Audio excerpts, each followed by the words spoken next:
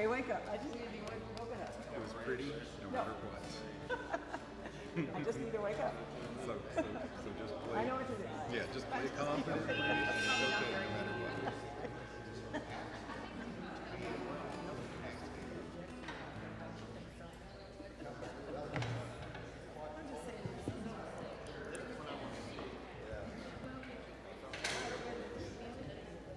Good morning.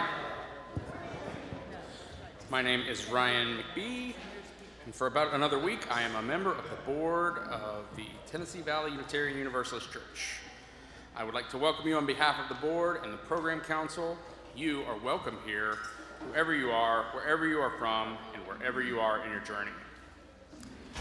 We extend a special welcome to those who are visiting us today, and if you would like to learn more about us, please fill out a visitor information card located in the pocket or of the seat or pew in front of you, and please drop it in the collection plate as it goes by. We'll be in touch soon, and you may also join us for coffee and conversation in the Greg McKendry Fellowship Hall after the service. If you are interested in our youth religious education program, Kristen McBee is available in the lobby to answer any questions you may have. And if you'd like to learn more about our denomination, Universalism, we have a UU questions class that you can find on our website. I've got an announcement from the Let's Connect team. First, remember to nominate one of our valued volunteers for the June TVUC Volunteer of the Month. Polls close at the end of today. There's a ballot box in the fellowship hall, or you can vote online. And today is also the last day to sign up to help and bring food for the July 1st Sunday lunch. If enough people sign up by today, we can have a picnic or potluck next Sunday after the service. If there's not enough interest, then the lunch will be canceled. Now, you may see the back cover of your order of service for any announcements and events at TVUC this week.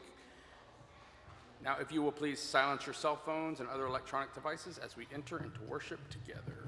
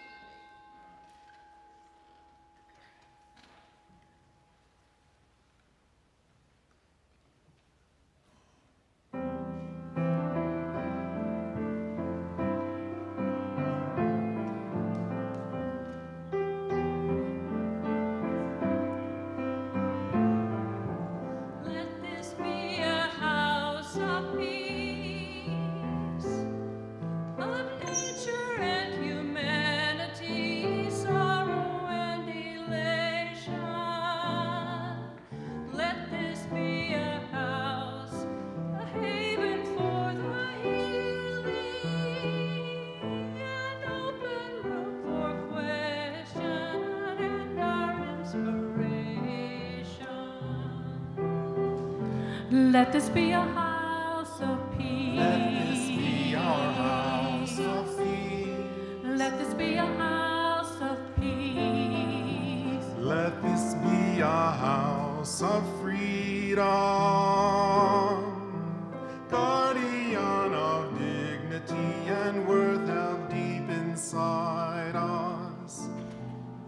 Let this be our house, a platform for the free voice, where all our sacred differences here shall not divide us.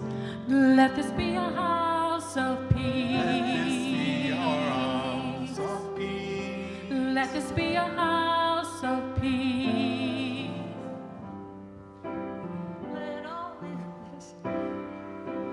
Let all in this house seek truth.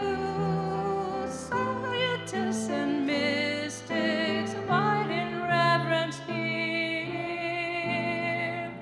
Let this be our house, a house of our creation, where works of art and melodies concentrate the atmosphere. Let this be the house of peace. Let this be our house of peace. Let this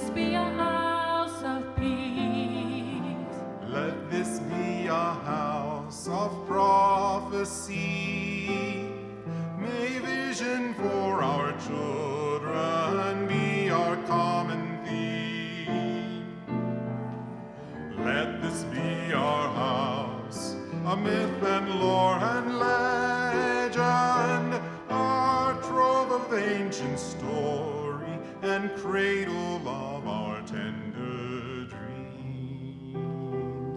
Let this be a house of peace. Let this be our house of peace. Let this be a house of peace. Our house of peace. Let this be a house of peace. Let this be our house of peace.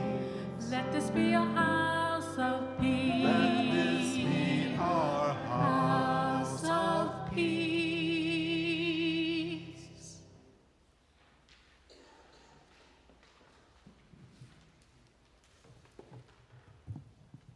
Our guest speaker today is Laura Bogle, and she has served Foothills UU Fellowship in Blount County from 2012 to 2022 and was that congregation's first called minister.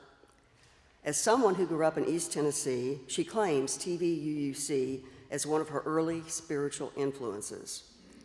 She is serving as an end-of-life doula and hospice volunteer and getting her certification in spiritual direction through the Meadville Lombard Theological School.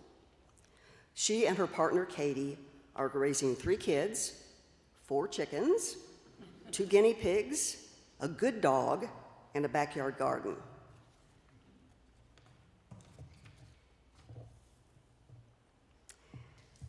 In this community, we hold hope close. We don't always know what comes next, but that cannot dissuade us.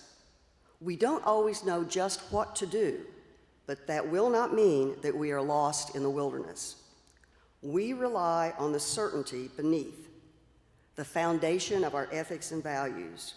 We are the people who return to love like a North Star, and to the truth that we are greater than we are alone.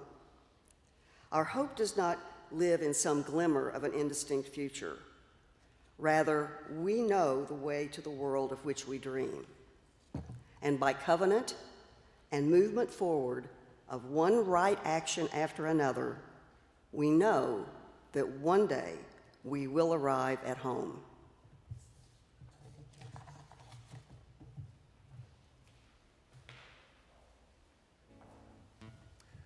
We're beginning to introduce a new chalice lighting, and that is Come Dream a Dream with Me, and we're trying to all sign together to make sure that this is not an entertainment, but that we are learning signs together. So we've so far used come and with me.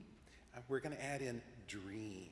So come, dream a dream with me, and then we'll work on the others later. If you know the rest that we've done already, feel free to follow, but focus on getting those really comfortable. Come dream a dream with me. Come dream a dream with me.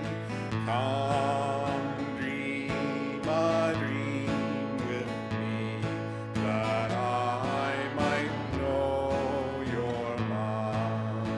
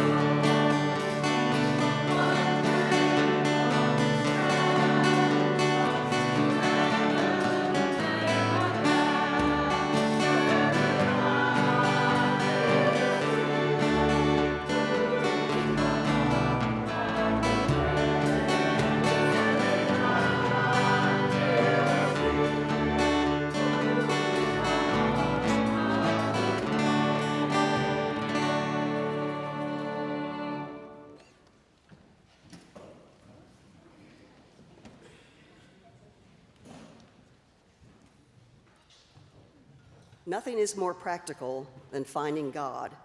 That is, than falling in love in a quite absolute final way. What you are in love with, what seizes your imagination, will affect everything. It will decide what will get you out of bed in the morning, what you will do with your evenings, how you will spend your weekends, what you read, who you know, what breaks your heart, and what amazes you with joy and gratitude. Fall in love, stay in love, and it will decide everything.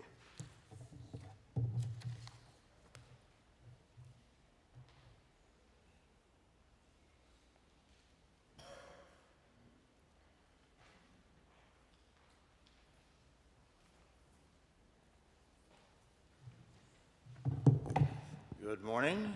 Good morning. I'm Doug Cox. I'm a member of the spiritual care team. We're here this morning to talk about joys and concerns. It always occurs to me that the joys and concerns in our hearts are sometimes not spoken or not even in awareness. So I invite you to take a deep breath and think of the joys that you have, and there are many, I'm sure, and the concerns. We all have times when we're laid low by concerns and we wish we had help. And other times we have joy that we don't express. But the spiritual care team are about 6 or 7 of us that are willing to listen to whatever might be on your heart if you need someone to talk to. We're pretty good at this, so it's okay to call. And the number is 865-297-3155, which you will find in the order of worship as well. So some of the things we know about to celebrate. Last Thursday, the UUA Living Tradition in the General Assembly, several of our clergy were honored. I don't know if honored is the right word. They were recognized and participated, and among those are Reverend Chris Bryce, who presented the sermon. Reverend Duncan Teague gave the dedication. Reverend John Coffey with the chalice, and Reverend Jennifer Meadows gave the benediction, all at General Assembly. So, very nice, yes. Dennis Hunter and Susie Hunter celebrated their 50th wedding anniversary, Friday, January 16th. Hey, all right. That's a long haul, you know. We won't ask for all the details. Okay. Marco Castaneda is recovering from ankle replacement surgery. He said, unfortunately, there was no allowance for the replacement, so he didn't get a trade-in. He had to pay for it all up front. But he's doing well with that. And we have another member who some of you may not know, Gary Scales, who passed away recently. He was active in this church for a while, a very dear friend of several of our members, Jenny Arthur being one, Debbie Ellis another. And this man has quite a history of coming through hard scrabble Tennessee and Missouri and getting degrees, and studied in disciplines related to library science, and then spread to working with TVA, developing a project called Land Between the Lakes. And it's hard for some of us to remember when that didn't exist, but that's a wildlife refuge, very nice. So he worked on that and was a parent, a lover of wildlife, a lover of people and his family. And we'll miss him. I, among others that didn't know him, are the worse for it, I think. So now if you just take a moment to close your eyes or think of your own joys and concerns in your heart, those of you who may be burdened or happy. Let it come to the surface. And at At this point, there's a transition I'm supposed to make. I can never remember what it is. What do I do next? Just sit down? Fine. Okay. Thank you.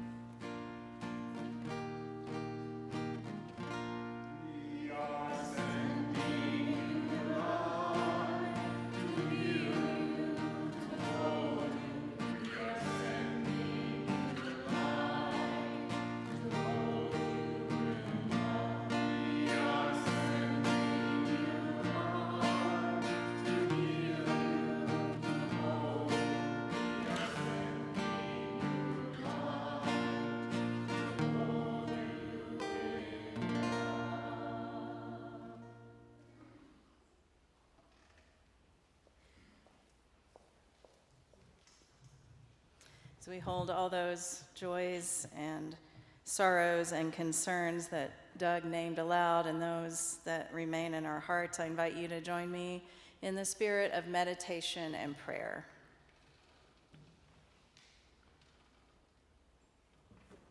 Spirit of life and of love, ground of all that is. You are the center of the widest possible circle, the center that is within us and is everywhere. We have the opportunity to begin again here each week. May we settle now anew into our connection with you, the center. With you, the force of life-giving love ever expanding. Much of our lives require of us that we deny you, contort you, dismiss you, ignore you. We miss the center.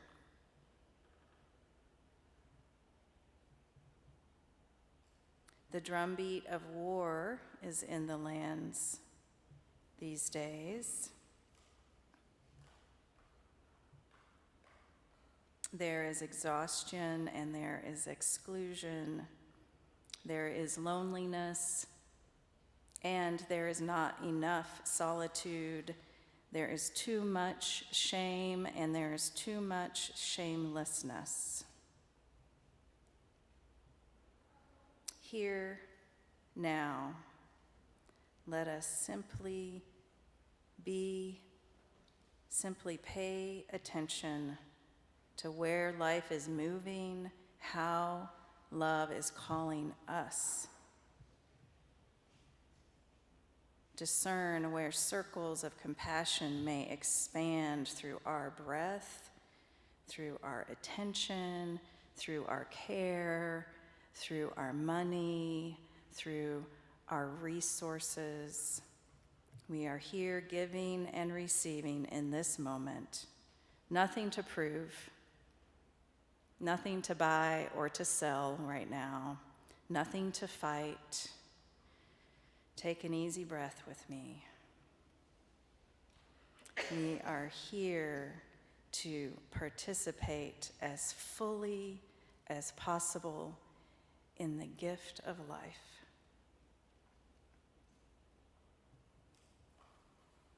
In this circle of quiet connection, we hold all those who are in need of healing in body, mind, or spirit.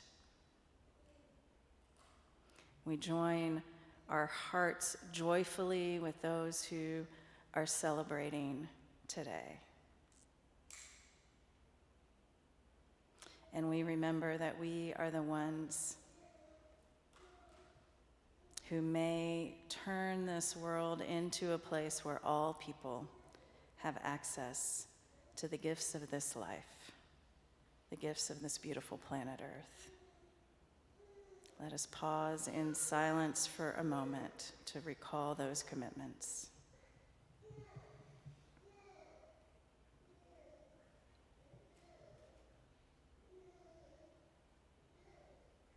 Amen.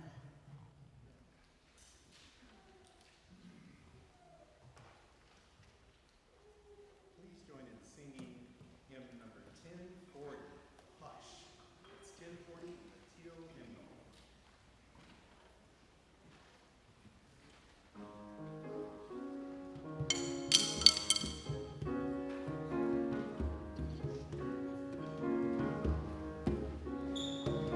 Hush, hush, somebody's calling my name. Hush, hush, somebody's calling my name. Hush, hush, somebody's calling my name. Oh my Lord, what shall I do? What shall I do? Sounds like a freedom. Somebody's calling my name. Sounds like freedom. Somebody's calling my name. Sounds like a freedom. Somebody's calling my name. Oh my Lord, what shall I do? What shall I do? Well, sounds like justice. Somebody's calling my name. Sounds like justice. Somebody's calling my name. Sounds like justice. Somebody's calling my name. Oh my Lord, what shall I do?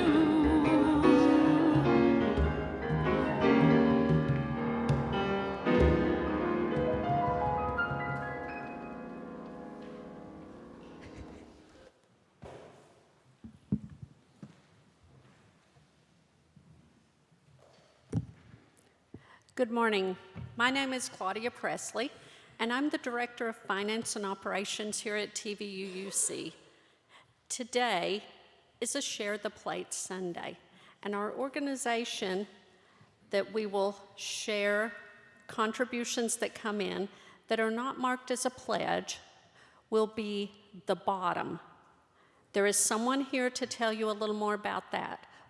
But before that, let me just remind you, this is the last Sunday of our fiscal year. If you have made a pledge to this church, please look at how you can complete that before the end of June. If you would like to give a little bit extra, you are more than welcome to do that.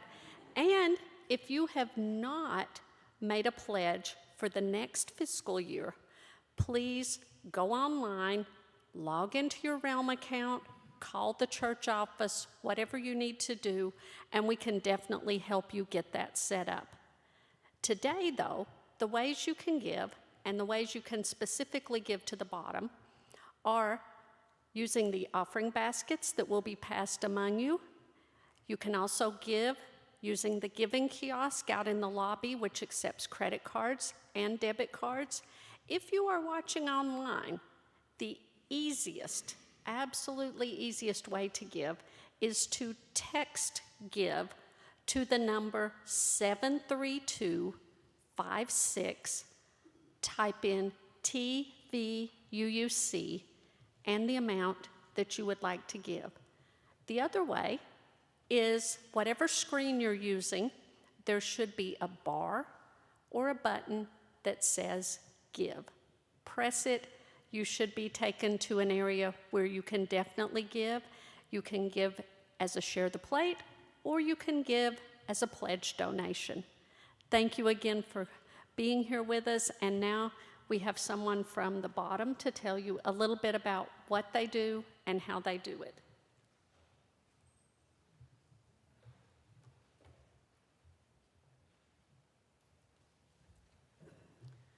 Good morning, everyone. Good morning. My name is Khalil White, and I'm the executive director of The Bottom. We are a Black-owned bookstore and nonprofit community space located in East Knoxville, and our main focus is promoting the community, culture, and creativity of Black Knoxvillians in Knoxville. We started from our founding director's work at University of Tennessee through her PhD program. She learned about the Bottom community, which was a Black community that was destroyed in the 1950s during urban renewal. This is like many communities throughout America that was destroyed through the practices of urban renewal, where they placed in a lot of highways and other industrial areas into Black communities and pushed out a lot of individuals and destroyed their lives in the process. From her work with that, she realized that a lot of that history was not archived in Knoxville's history at all. So through her work, she's worked with a lot of the elders that was in that community to remind ourselves of the kinship that community was, the lives that was lost, and the laughter that that community held. So from there, she started The Bottom, which was a space for Black people to feel welcome and to feel joy in Knoxville. From that work, we do a lot from literacy and art programming to provide access to a lot of the culture and community processes that are often not afforded to our community. So we do have, of course, the bookshop, but with that we have the Alandria Williams Research Room, and use that as a space, thank you. Use that as a space for individuals that want to learn more about Alandria Williams' work, but also the work of other activists in the Appalachian region to uplift and move forward that needle for us to get towards true unity.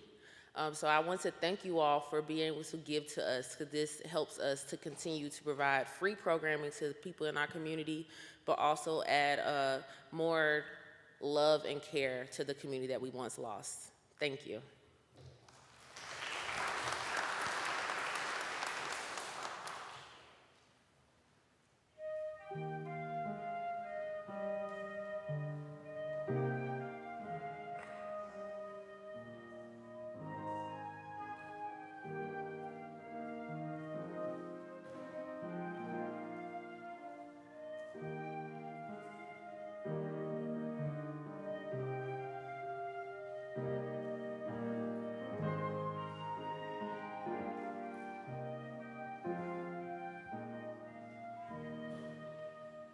As colors in the sky, we move and blend in love. A touch of this, a mix, a match, as gifts from heaven above. Our genders may seem fixed, but even these may change as we find beauty in between that may at first seem strange. Our bodies may not match the way we feel inside, but we can change, transform, and find your love still deep and wide. So if we break the mold, traditions put in place, let us with courage live our lives with kindness, love, and grace.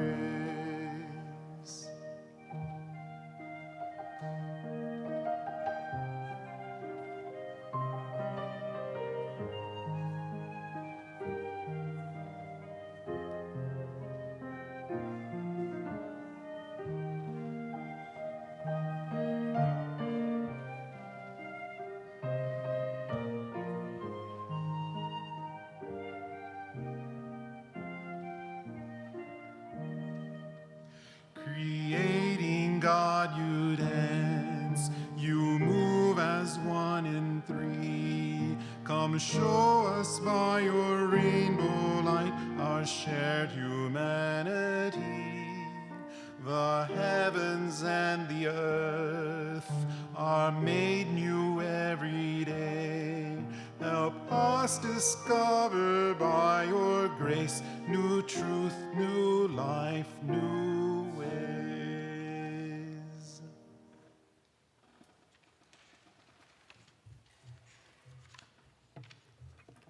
Love is the ultimate outlaw.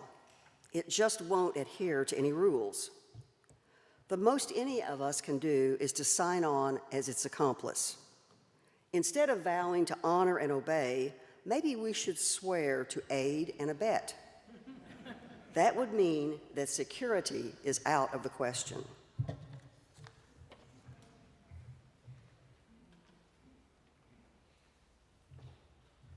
Good morning.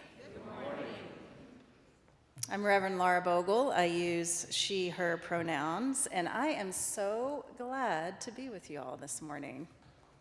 During the weekend, thanks. It's the weekend of our Unitarian Universalist Association General Assembly up in Pittsburgh. If you're new, that may not mean anything to you, but I know a bunch of y'all's leaders are up in Pittsburgh, including your minister, Chris Bice, who I have to say shared a really good word at the service of the Living Tradition on Friday night. I clearly am not there this year. I did not clone myself. No, last night I had 6 12-year-olds sleeping over in my house.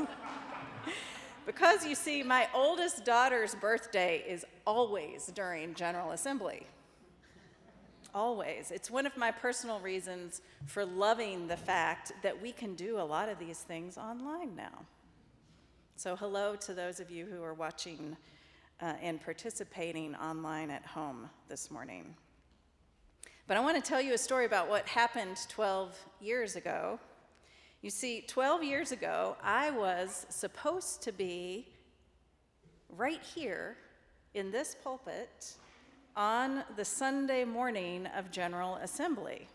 It was the year that General Assembly was in Charlotte, North Carolina, and I was in Charlotte participating and was going to leave the conference early to get to Knoxville to fill the pulpit on that Sunday morning. I was a brand new minister. I wasn't even ordained yet. I still lived in California, where I'd gone to seminary and where I just finished my year-long congregational internship. And my partner, Katie, and I had been waiting to become parents through adoption. At that time, we thought no real prospects on the horizon. And I want to pause here and say that I am telling this story with my daughter's permission. So it was Thursday evening of General Assembly, the 23rd of June, 2011. It was getting late in the evening, Charlotte time, and I had been socially hanging out at one of the conference hotels. On my walk back to my room, I got a call from my partner, and I basically told her, I'm really tired. I'm headed to bed. Can we talk tomorrow? And she said, this is a call that you need to answer. We had gotten the call. We had been chosen to become parents to a brand new baby who had just been born. Now, do you think I spent much time agonizing over what to do about my commitment to preach here that Sunday morning? Of course not. I answered that call. I got on the first plane back to California that I could. I became a parent for the first time, and my whole world changed. My identity changed and expanded in ways that are still happening. And honestly, you all, I have no idea what happened here on that Sunday morning. But I know, because this is what community does, I know that you gathered and a good word was offered and songs were sung and the offering was taken and prayers were spoken, because that's what community does when somebody needs to answer a call. Now, I'll come back to the story of getting the call in just a moment. I want to say, before I continue, how good it is to be in this pulpit 12 years later with all of you after 10 years of being your neighboring minister over in Blount County with the Foothills UU Fellowship. And I want to acknowledge what a gift to East Tennessee this congregation gave when you helped to birth the Foothills UU Fellowship, expanding the presence of a radically loving religious community here where it is so needed. So this morning I want to ground us in one possible understanding of where we find ourselves today in the context of the broader world. And I want to bring in some words and some thinking from a scholar, a philosopher, someone who was trained in the Western ways of psychology and is rooted in the Yoruba people of Nigeria. His name is Bayo Akomolafe, and he says that we are living in fugitive times. Fugitive times. And there is a level of meaning of fugitive times that is obvious to me and probably obvious to you. Clearly, there are migrants on the move all over this world, on the move up to our southern border, on the move across the Mediterranean Sea, fugitives from poverty and violence and changing climates. And there are fugitives within our own country, people moving after climate change-fueled storms, people crossing state lines to access reproductive health care, people moving to another state because their right to exist in their body and gender identity is under attack. But Akomolafe also points to a deeper understanding of what it means to live in fugitive times, and actually calls all of us, even those of us, and I count myself among them in many ways, seemingly comfortably settled at home, calls all of us to become fugitives. Fugitives from, and here you could fill in the blank with your own words, but fugitives from modern thinking, Western capitalist, white supremacist individualism, patriarchy, that thinking run amok that dominates our work, our education, our dreams, our very imaginations about what is possible in the communities where we live. He says, quote, "The fugitive is a figure that is constantly moving. The question of the fugitive is, how do I lose my way? Not what is the answer, but how do I lose my way? As fugitives, we are no longer so independent and separated from the world, sure of the answers and the path forward. Instead, fugitives must depend on others, must listen carefully for the next right step, must actually draw closer to the world." And Akomolafe tells us that as we draw closer to the world as it is, we recognize more and more deeply the sacredness of the world. And he says it draws God closer to us. Fugitives move out of what is familiar into unknown territory in the name of more life and liberation. Fugitives reject any idea of getting back to normal. Now, right now, our Unitarian Universalist Association and many of our congregations are doing some hard yet joyful work to intentionally become fugitives from oppressive dominant systems that kill, literally and figuratively, kill souls and bodies.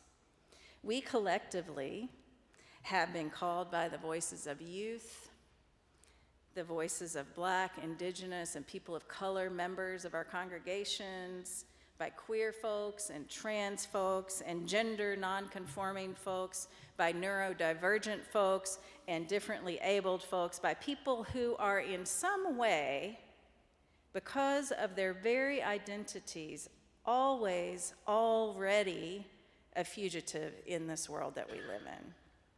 We have been called by them to know better, to do better, and most importantly, we have been called to love each other more. And I would say that their call, our call, is the call of love, what I sometimes call the big love. Others might say the call of God. Why wouldn't we be willing to drop everything to answer this call? And, you know, here in our community, in our state, well, I don't have to tell you. I don't have enough time this morning to list all the death-dealing policies and posturing that we are experiencing. We live in complex, confusing times when I want to acknowledge it is sometimes hard to know how to act, when to act, which thing to respond to, which call to answer. Just this week at our General Assembly, Reverend Cecilia Kingman gave a brilliant Berry Street essay during our assembly, and it was entitled, "My Little Pony Was Right: Reflections on Fascisms Without and Within." You'll have to go watch it or read it to understand how the My Little Pony kids cartoon fits into a talk about fascism, but it does. But of the many powerful and important parts of her reflection, I want to just lift up one. She said, to fight fascism, we have to watch for where liberation is rising and follow it. Or you could say we have to listen for love's call and answer it. You know, when my partner and I were waiting to become parents, we knew that at any moment we might get a call. We wanted that call. We listened for that call. We were ready to be called. We wanted that call that would announce the arrival of new life. And in some ways, we were ready to be changed by that call, though to be clear, we had no real idea how much change we were in for. I don't know if anybody does. No, parenting means you embark on a journey without all of the answers. Maybe you have a sketchy map, but often even that must be thrown out to respond to the needs and the circumstances of life with another human being, right? Maybe the parent metaphor doesn't resonate for you in your life experience, and that's okay. Maybe in your life, it's finally falling in love fully with another person, or with a new vocation, or with a church or an organization, or maybe with yourself. Anytime there is that experience of becoming something new, new life that is beautiful and joyful, there is also loss. There is grief that must be tended. We must be willing to let go some parts of our identity in order to answer and open to love. I certainly had to do that becoming a parent. And for me, it makes me think that maybe that is our spiritual work for these times, to expect and wait on the call of love, as if we were expecting a new baby, tenderly, excitedly, with great anticipation and a healthy dose of humility. Those of us who carry a privileged identity might need some extra practice simply listening, watching for where liberation is rising and following it. We might need to do some grief work as we let go of old ways of being in order to transform. You know, as a person working with people who are dying, it is interesting to me to see how often the call of love is so clear when everything else falls away, but the preciousness of life. But I know in the day-to-day bustle of busy life, love's call is not always so clear. We don't take time to pay attention, we might miss it. As a spiritual director or companion, my highest honor is to support people in discerning where love is calling them next. And I believe that's the central practice of our congregations as well, listening more and more deeply for that call and cultivating a willingness to answer and to follow. I am so glad that our association is working to explicitly put love's call at the center of our deep values. And I point folks to that image on the front of your order of service. I was so glad to see that there. Love at the center. Love at the center. This image representing the current work of the commission that is rewriting our purposes as an association, as a religious tradition bound together in covenant. So I think putting that love at the center and listening to love's call is the position of the fugitive, willing to embark on a journey and let go of some people and places and identities to aid and abet love, the ultimate outlaw, as Tom Robbins says. He reminds us with this kind of love, security is out of the question. And so we collaborate with those who are helping people to access the reproductive care that they need. We resource the trans-led networks that are getting people to safer ground. We open hearts and wallets and homes for immigrants of all kinds. We support Black-led efforts in our own community, like the Bottom. This kind of sanctuary is not about safety or security, but about connection. Out of the confusion, grief, and fear of our times, love calls us yet to connect, to turn our heads and our hearts to what is ours to do, reorients us to the sacredness of life and to our purpose. Love asks us to move, to change. Love asks us to prioritize connection over comfort. May we today and in the days ahead hear love's call, be ready for love's call, answer love's call. And may we know more deeply than ever how we are meant to rise up together, powerful, unafraid, over and over again in the name of new life. Let us be the people love calls us to be. May it be so, and amen.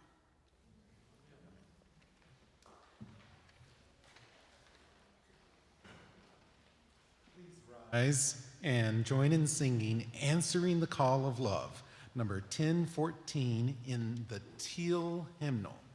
number 1014 in the Till hymnal, Answering the Call of Love. And notice that it has the original title in the refrain, but we're going to replace that original title with Answering the Call of Love.